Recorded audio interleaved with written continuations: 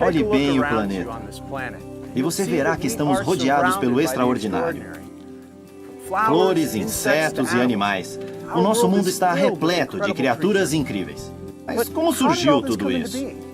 Foi por acidente? Resultado do acaso? Ou existe outra explicação? Oi, sou David Hames.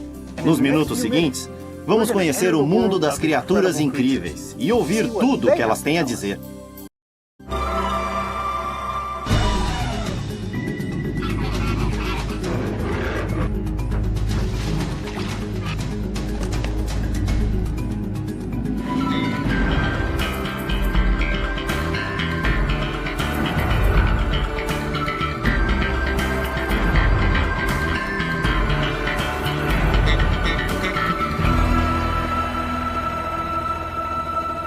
Quero apresentar o Dr. Job Martin. A sua formação científica é tradicional e é extremamente culto. Sou formado em Biologia e Música na Universidade de Bucknell e Odontologia na Universidade de Pittsburgh, na Pensilvânia. Quando me formei, eu era agnóstico. Não sabia se Deus existia ou não. Eu estudei muito o Zen budismo. E ali tudo o que se faz é estudar. Eu era um evolucionista convicto. Durante a Guerra do Vietnã, o Dr. Martin serviu ao presidente Johnson a bordo do Air Force One, como dentista. Mais tarde, tornou-se professor universitário e era um evolucionista convicto. Recordando sobre como me ensinaram o evolucionismo, tudo teria começado com o Big Bang. Decorridos milhões de anos, de alguma maneira, em meio ao nada, uma centelha de vida surgiu. Dizem que aquela centelha, após cerca de 3 bilhões de anos, finalmente tornou-se uma célula viva e reprodutora. Então essa célula transformou-se em tudo o que vemos. Me ensinaram que toda a vida que vemos, plantas, animais, seja um protozoário ou um pinheiro, tudo veio daquela primeira centelha de vida. Mas as convicções do Dr. Martin estavam a ponto de ser abaladas, quando, lecionando, foi desafiado por 2 de seus alunos. 2 alunos me procuraram para desafiar minha orientação evolucionista. Começamos a estudar e eles apresentaram algumas suposições dos evolucionistas que nunca me foram ensinadas e até hoje não são mencionadas. Pergunto sempre aos alunos, conhecem as suposições por trás das técnicas de datação? Não, as suposições são fatos? Não, são suposições e não as mencionam até hoje. Estudamos as suposições e percebi que não eram válidas. Passamos a estudar os animais. Bom, eu sou biólogo e gosto muito de estudar os animais. E estudamos o besouro bombardeador, bem como outros animais, e comecei a perceber que seria impossível que aquelas pequenas criaturas, em qualquer hipótese, fossem resultado de um processo lento e progressivo.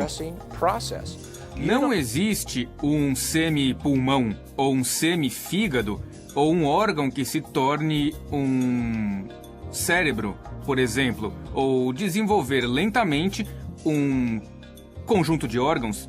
Tudo deve estar ali ao mesmo tempo, pois, se não for exatamente assim, teremos um animal morto. Hoje, o Dr. Martin ensina aos estudantes de todo o país suas incríveis descobertas sobre os animais. Existem mamíferos gigantes que vivem no oceano, mas respiram ar. Consomem quase 20 mil litros de ar por minuto. Chegam a pesar 135 toneladas. A língua deles é do tamanho de um elefante. Ao nadar na superfície, geram a potência de 3 carros de alto desempenho. São as baleias, gigantes do mar. É o maior animal já criado, pelo que sabemos. Não se viu nenhum fóssil de dinossauro maior do que a baleia azul. 30 metros de comprimento, 135 toneladas. Sua língua alcança o peso de um elefante. Ela tem 22 toneladas de gordura. Toneladas e não quilos. Mas baleias não são apenas gigantescas. São também muito complexas. A baleia corcunda possui enormes nadadeiras que, como as orelhas dos elefantes, agem como reguladores de temperatura.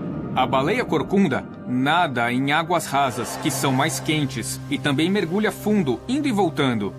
Há grandes variações de temperatura ao redor de seu corpo.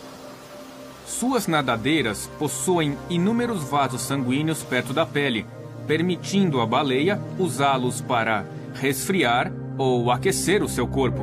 Essas baleias, ao mergulhar, soltam muitas bolhas pelo respiradouro.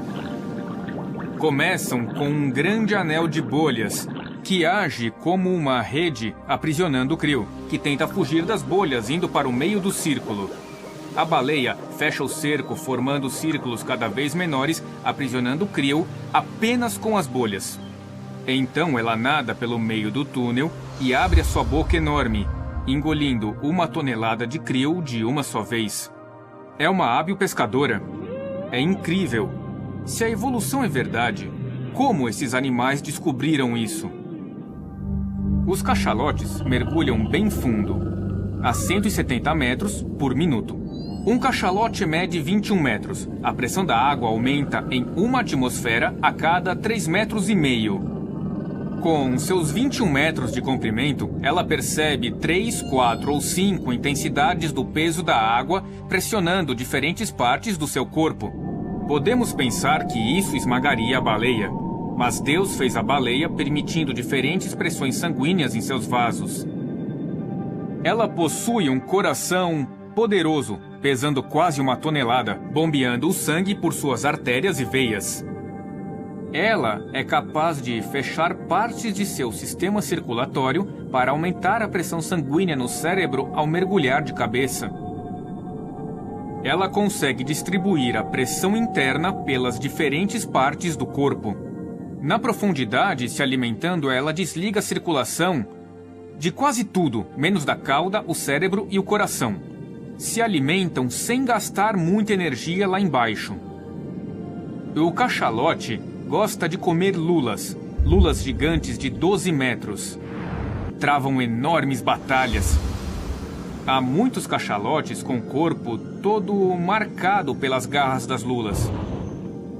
Baleias são muito sociáveis e possuem um sofisticado sistema de comunicação que lhes permite comunicar-se por centenas de quilômetros.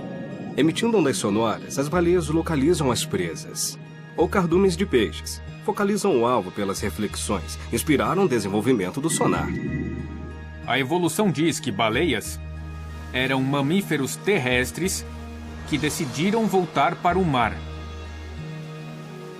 Deus fez as baleias de modo que respirem por um respiradouro sem nenhuma conexão com a boca. Nós temos essa ligação. Mamíferos possuem ligação entre o nariz e a boca. Se o seu nariz se encher de água, ela descerá para a boca. A comida na boca da criança às vezes sai pelo nariz. Mas as baleias, como elas comem? Precisam abrir a boca, às vezes sob enorme pressão, e enchê-la de alimento. Portanto, o respiradouro e a boca não estão ligados. Como poderia evoluir lentamente de uma condição para outra se ela não sobreviveria com um sistema parcialmente conectado? Ele deve ser desconectado e funcionar, ou ela se afoga. Não vejo evidências de que mamíferos terrestres tenham migrado para o oceano, tornando-se baleias, focas, golfinhos ou algo do gênero. Não existe nenhuma prova disso.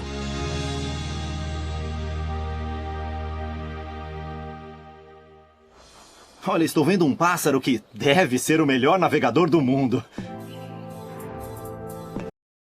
A tarambola dourada do Pacífico é um pássaro típico do mar Ártico. Pesando cerca de 200 gramas, põe até 4 ovos que chocam em 24 dias. Nascidos os filhotes, esta ave inicia uma corajosa e incrível migração. Como a evolução explicaria um animal migratório que sai de um lugar no verão para outro no inverno? Geralmente a explicação é: digamos que certo pássaro seja natural do Texas. Certo dia, o inverno texano esfriou demais e a ave decide ir para o México. Voa centenas de quilômetros para o sul e acha um lugar confortável. Depois volta para o Texas, mas encontra um verão quente demais. Então decide ir para o Kansas. Voa para o norte, procurando um clima mais ameno. A cada ano, ela voa mais longe para o sul ou para o norte, até chegar ao Ártico ou à América do Sul. Bom, a tarambola foge à regra. Primeiro, é uma ave muito pequena, do tamanho de uma pomba. Não sabe nadar e vive no Ártico, no Alasca. Deixam seus filhotes e no inverno voam para o Havaí. Ao deixar o Alasca, elas voam por 88 horas sem parar, porque não há terra embaixo. Voam 3 dias e 4 noites sem parar. Como elas conseguem? Bom, as pequenas aves começam a comer muito, até acumular 70 gramas de gordura. Esse é o problema. É um voo de 88 horas e elas queimam 1 grama por hora. Elas só têm 70 horas de combustível. Exaustas, cairiam no mar sem saber nadar a poucas horas do Havaí. Mas como elas conseguem? Porque Deus as criou para voar em formação, alternando o líder, quebrando a resistência do ar, como fazem os gansos. Assim economizam energia para voar. Não é raro que pássaros desse tamanho percam até 50% do seu peso total, queimando gordura nas rotas de migração. Um feito incrível se imaginarmos um humano de 45 quilos perdendo 23 quilos em apenas 5 dias ao viajar pelo mundo. É algo que mamíferos não podem fazer. Portanto, só Deus pode tê-las criado, porque a evolução não as explica. Não havia como voarem um pouco mais ao sul a cada ano, pois seriam comida de peixe. Não conseguiriam, a teoria da evolução não funciona com elas. Há outro fato interessante. As fêmeas põem e chocam os ovos e então os pais voam para o Havaí. Os filhotes ficam e precisam comer e crescer, juntar forças e acumular os tais 70 gramas de gordura. Então partem para o Havaí onde nunca estiveram antes. Como se orientam? Como sabem para onde ir? Ninguém sabe ao certo. E se elas errarem, mesmo que um vento lateral as desvie do curso, ainda assim chegam lá. Elas chegam todo ano, exatamente no mesmo ponto. Numa área do tamanho desta sala, após um voo de milhares de quilômetros. Como esses animais voam de um ponto ao outro, os cientistas ainda não sabem. O mesmo acontece com os pombos-correio. Esses pássaros acham o caminho de casa com precisão absoluta. Sabem para onde ir a partir de qualquer lugar do planeta, sobrevoando áreas onde jamais estiveram. Eles utilizam recursos que ninguém sabe como aprenderam. Quando os levamos e soltamos, eles voam um pouco em círculos, se orientam e voam para casa. É impressionante. O que os guia através dos ares? O que Deus colocou dentro deles? Acho que a única explicação é que Deus fez essas criaturas de modo que encontrem o caminho em lugares onde nunca estiveram. Que obra maravilhosa de nosso Deus!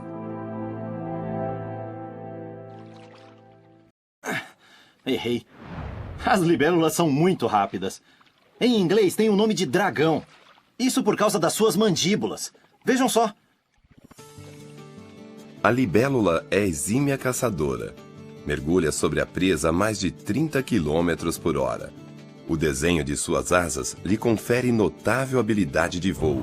Com olhos que localizam presas a mais de 12 metros, poucas escapam. A libélula vive na água enquanto larva. As larvas vivem na água por 1 ou 2 anos.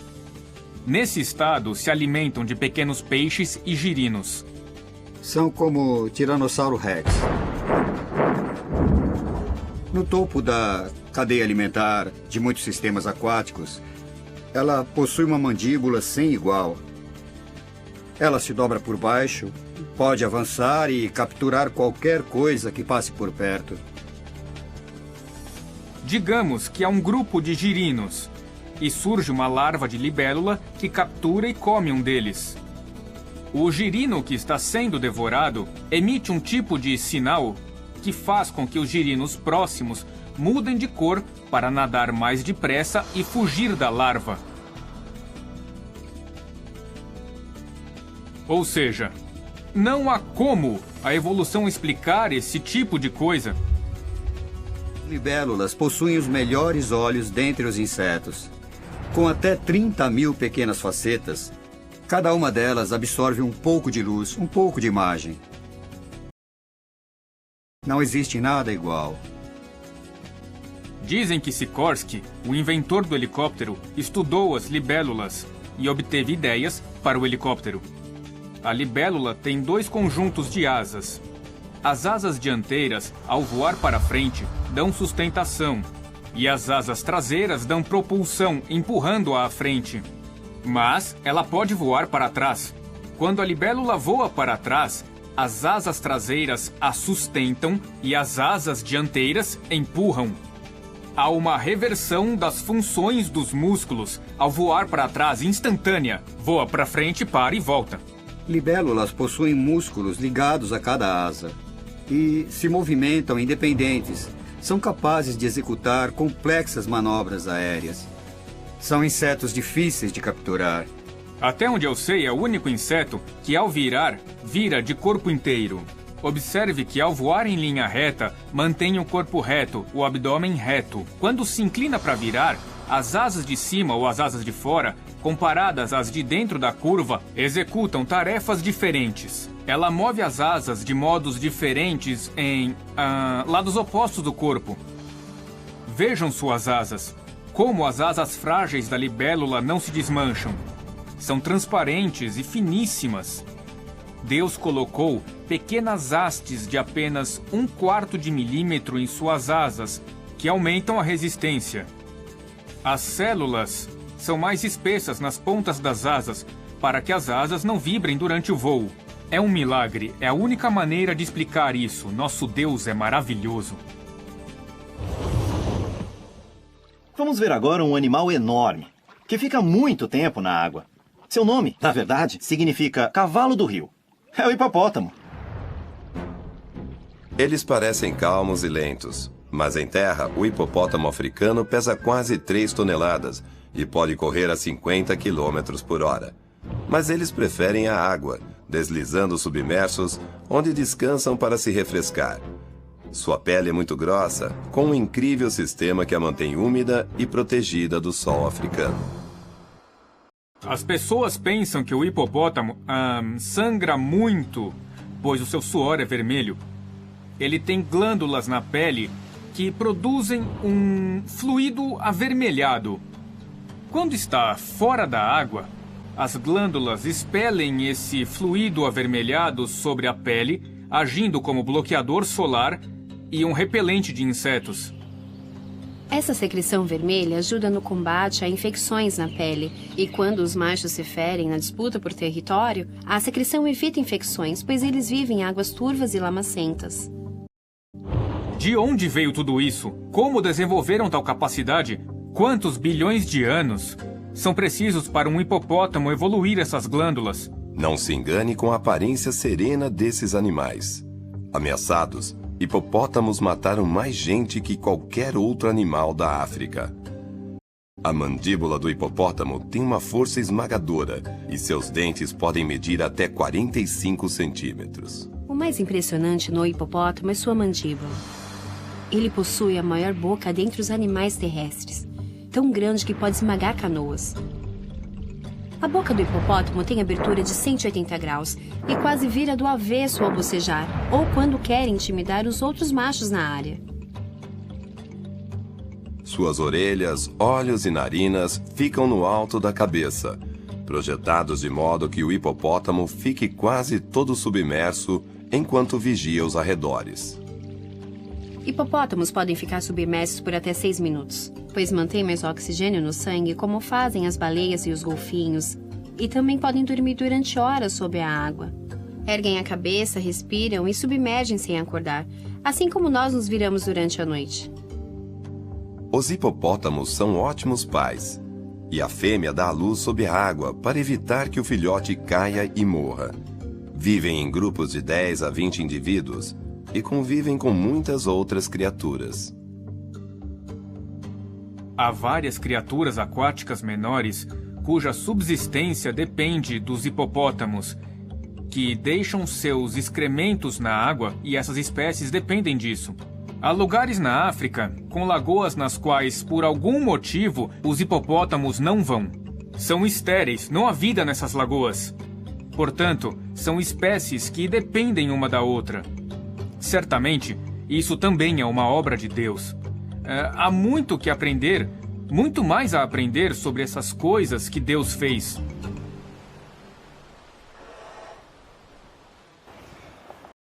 Eu vou entrar nessa caverna para procurar vagalumes e insetos brilhantes. E eu preciso ligar a lanterna. Mas ali dentro, as criaturas têm luz própria. Essa luz é uma luz fria. Não temos nada parecido. Cientistas não descobriram como fazer isso. Transformar 100% da energia em luz. Numa lâmpada incandescente, 4% é luz e o resto é calor. Portanto, desperdiçamos 96% da energia. Mas no vagalume e semelhantes, a luz é tão brilhante que os nativos da América do Sul os prendem em cestos que são usados como lanternas nas florestas, de tão forte que é a luz. Há duas substâncias que são misturadas: luciferina e luciferase.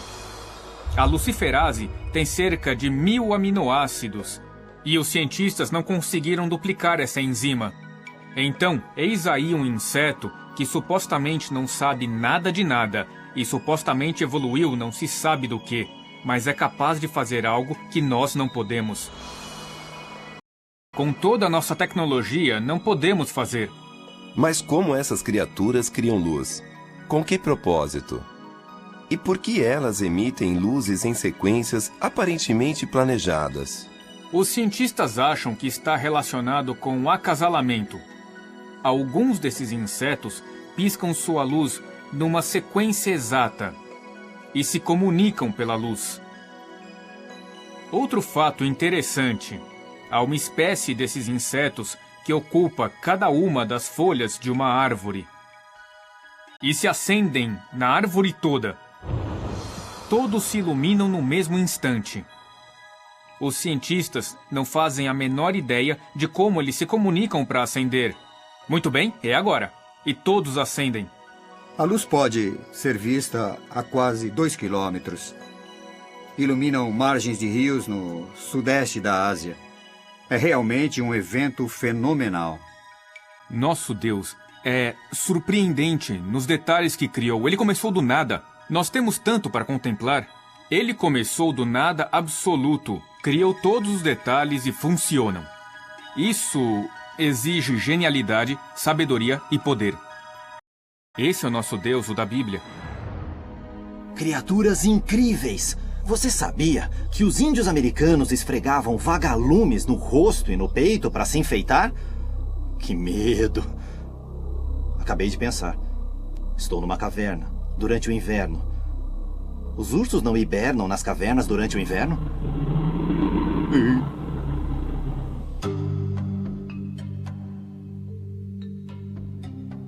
Os ursos da América do Norte são grandes e poderosos. O urso cinzento pode pesar 400 quilos e o urso polar 600 quilos e correr a 50 quilômetros por hora. Ursos têm enorme apetite e passam a maior parte do tempo procurando comida, acumulando gordura para a hibernação. Durante a hibernação, acontece um dos grandes milagres da criação. As ursas têm os filhotes e os amamentam por até 5 meses, sem beber uma gota de água. De onde vêm os líquidos para amamentar um filhote por 5 meses, às vezes 7, sem beber água? Acontece que a ursa acumulou gordura antes da hibernação, e essa gordura é consumida. Cada grama de gordura produz 1,5 gramas de água, e essa água é utilizada pela ursa, que assim produz o leite que dá ao filhote. Além disso, ela não vai ao banheiro. Portanto, o excesso de líquidos é reciclado. A ursa tem em seu corpo sistemas que produzem as proteínas necessárias para nutrir o seu corpo e continuar alimentando o filhote. Os cientistas não sabem como ela faz isso. Outro mistério é como os ursos preservam a força muscular durante a hibernação. Ursos perdem apenas 20% da força muscular nos 5 meses de hibernação. Se um humano ficar de cama por 5 meses, perderá 90% da força muscular. Nossos músculos se deterioram, até um mês já faz diferença. Se um leão atacar um urso assim que ele sair da hibernação, o urso enfrenta o leão, e com força. Num experimento recente, foram conectados instrumentos a um urso hibernando, e constatou-se que ele tem espasmos violentos, contraindo os músculos. Então, com esses exercícios isométricos, o urso conserva sua força durante o inverno ao tensionar os seus músculos. Deus criou isso no urso para que ele possa proteger a si mesmo e aos filhotes assim que sair da hibernação. Isso é fascinante. O Deus da Bíblia pensou em cada detalhe, de todas as maneiras. Ele é inigualável.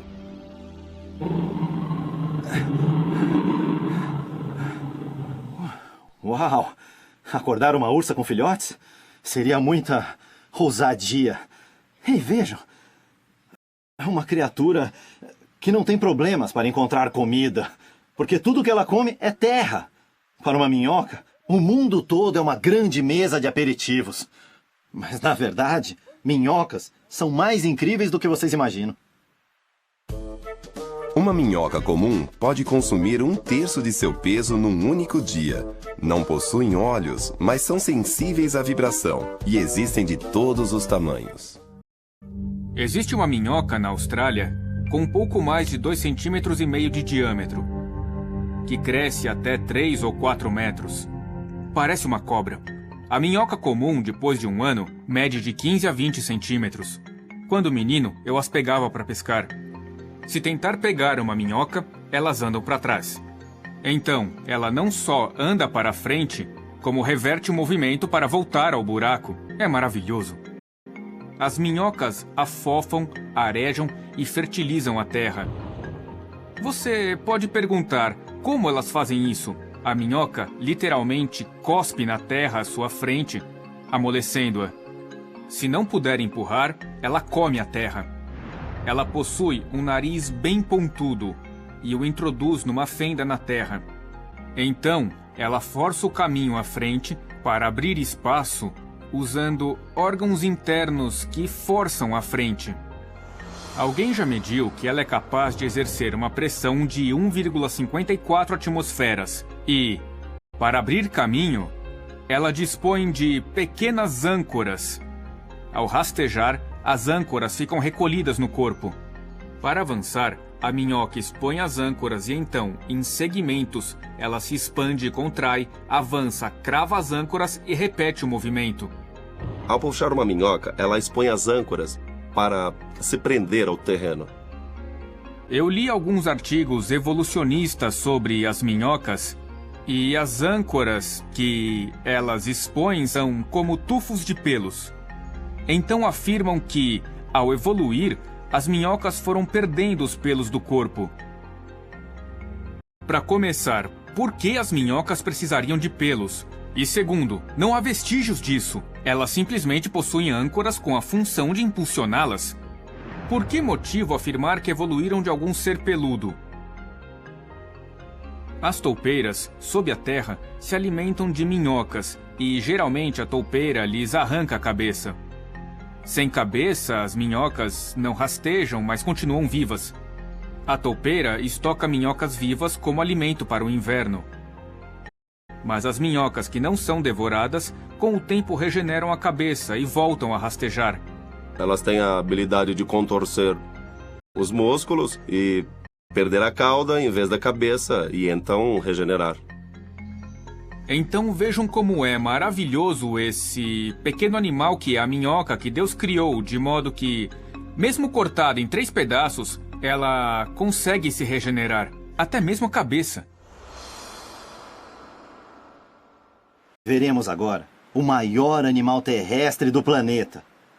Elefantes chegam a atingir 5 toneladas de peso e podem ser enormes, mas não são bobos. Elefantes são um dos animais mais inteligentes. Há 2 tipos de elefantes. Alguns vêm da África e outros da Índia.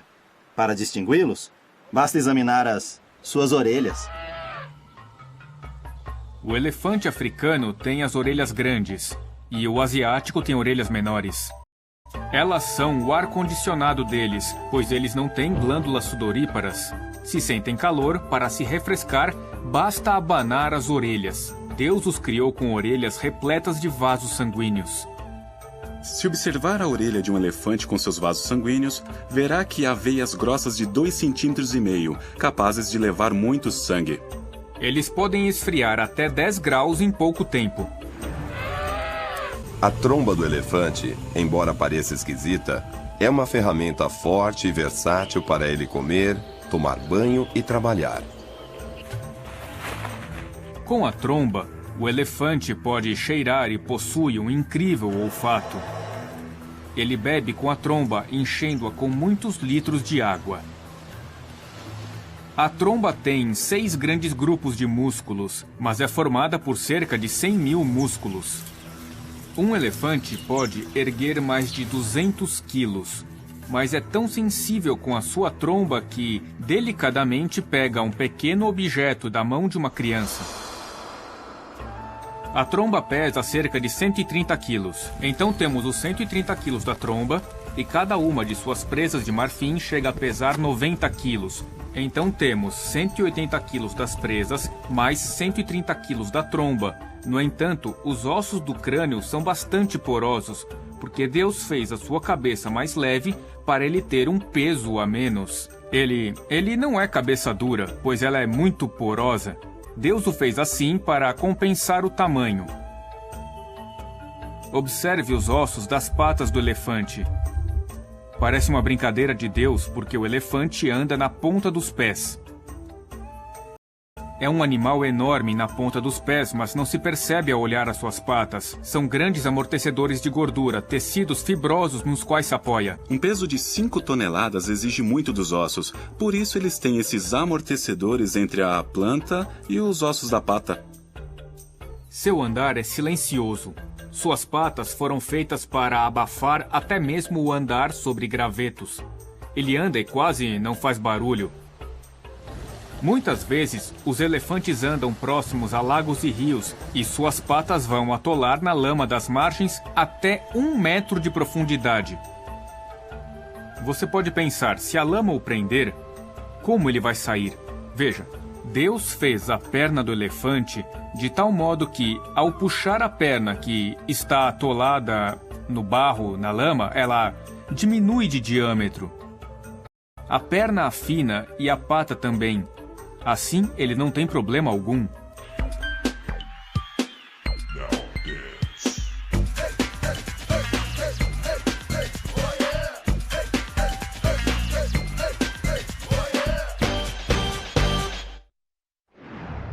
Elefantes vivem em família e são pais excelentes.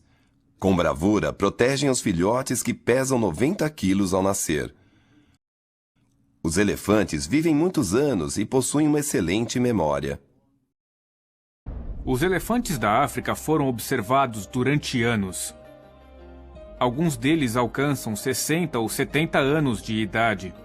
Quando um deles morre, os outros parecem prestar homenagens. Reúnem-se em volta do corpo e seus rostos expressam tristeza. E, digamos, 2 anos depois, um deles retorna ao local da morte do amigo, onde agora estão seus ossos, e parecem fazer uma prece silenciosa.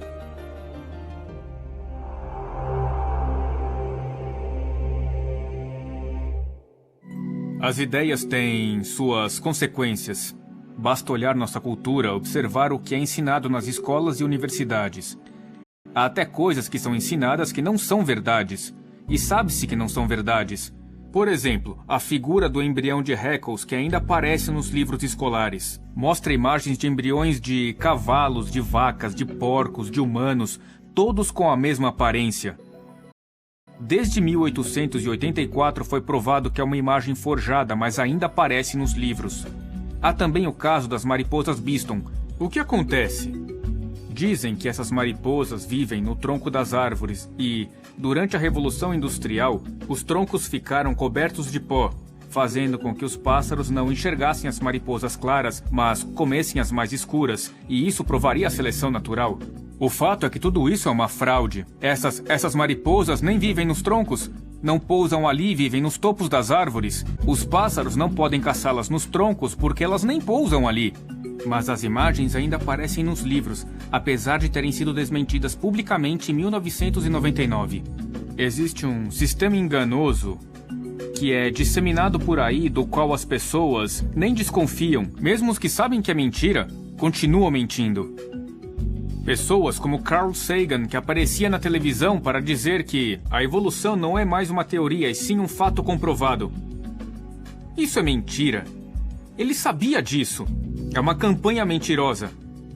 Quando um homem ilustre, com doutorado e jaleco branco, se apresenta diante de um público leigo e diz: provamos cientificamente que a evolução é verdadeira, para começar, isso não é ciência. É impossível provar macroevolução com a ciência. Ela é mais uma filosofia. A verdade é que a evolução não é um fato provado. O pardal é uma das aves mais comuns no mundo todo, mas há poucos que voam como ele. Observem o pardal. Para ele, parece tão fácil voar. Ele voa pelas árvores ou arbustos cheios de espinhos e folhas sem esbarrar em nada.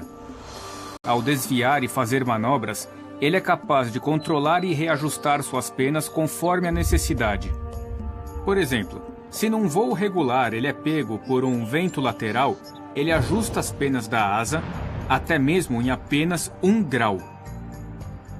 Ele pode virá-las, levantá-las ou abaixá-las. E tudo isso é controlado por seu cérebro. Cada pena pode ter um ajuste diferente. As penas são um material com a melhor eficiência aerodinâmica, mais fortes que o aço. A evolução diz que as penas vieram das escamas, pois as aves vieram dos répteis. Isso parece resultado de escamas que não têm músculos nem folículos. Até suas funções diferem. Não há nada em comum. Se vieram dos répteis, era de se esperar que tivessem ossos como dos répteis. Não há semelhança. Há bolsas de ar dentro dos ossos que podem ser enchidos com ar como nos pulmões. Seus ossos são muito leves e feitos para voar. Tudo num pardal foi feito para voar. O homem jamais conseguiu alcançar a eficiência dos pássaros em termos de habilidade de voo com suas aeronaves e similares.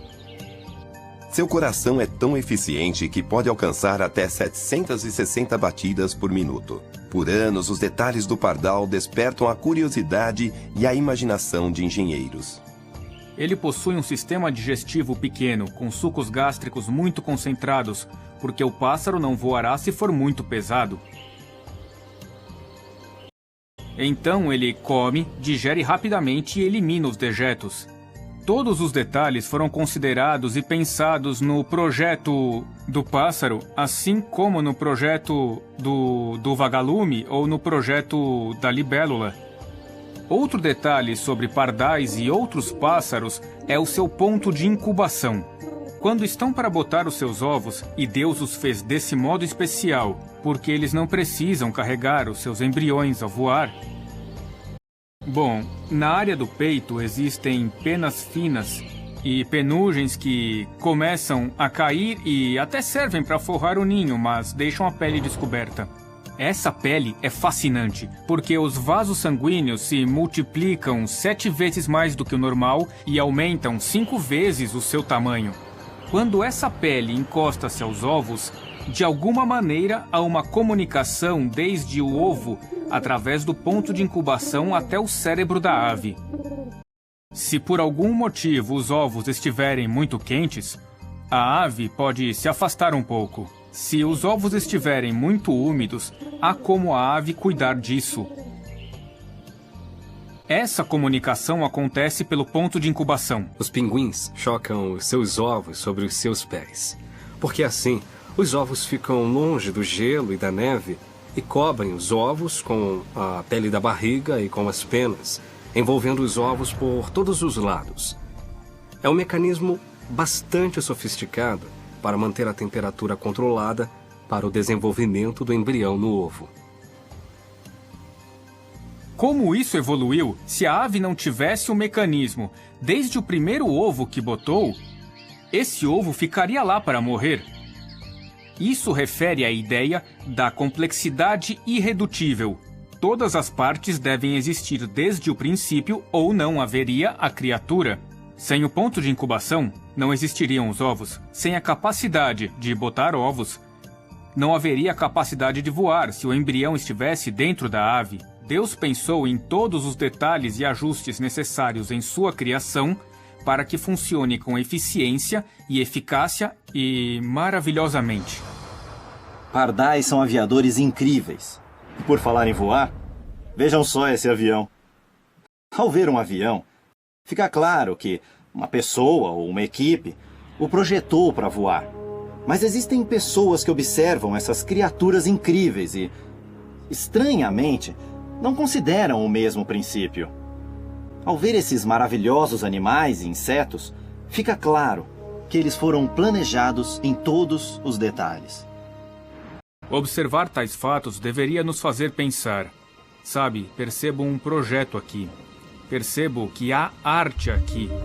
Percebo que houve uma criação aqui. Isso é algo que parece ter sido construído.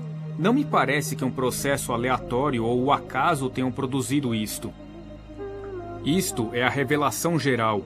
Ao olhar as coisas que Deus fez, deveríamos pensar: quem fez isto? Quem projetou isto? Quem é o artista? Quem é o criador? Isso deveria nos levar à Bíblia, que é a revelação especial. Ela nos fala a respeito desse Deus que diz que criou todas as coisas conforme sua palavra. Mas é mais que isso. Ele criou cada um de nós. O Criador entrou em sua criação na pessoa de Jesus Cristo. E Jesus Cristo, o Criador que realizou seus milagres aqui na Terra para provar que ele era Deus, fez coisas que nós não podemos. Há pessoas que dizem: eu sou Deus. Eu respondo: muito bem, prove. Quero vê-lo andar sobre a água. Eu não posso fazer isso. Bom, quero vê-lo criar um planeta. E eu não posso fazer isso. Então você não é Deus? Eu conheço Deus e sei quem pode fazer isso. Seu nome é Jesus. Ele veio até a sua criação como homem, 100% Deus. E ele morreu na cruz como castigo pelos seus e pelos meus pecados.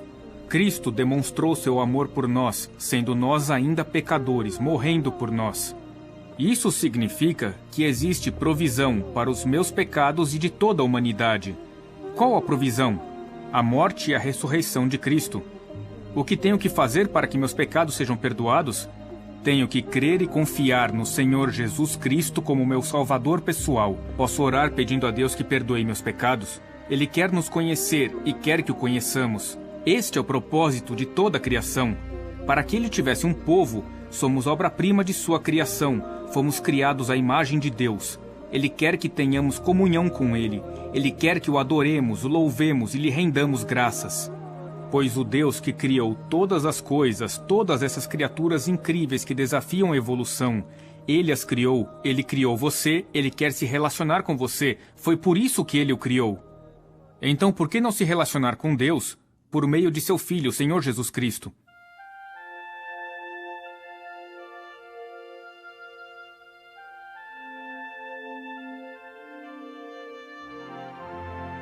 Você já sabe, estamos rodeados de criaturas que são incríveis. E quando contemplar esse mundo maravilhoso, saiba que não foi por acaso. Sou David Hames. Até a próxima!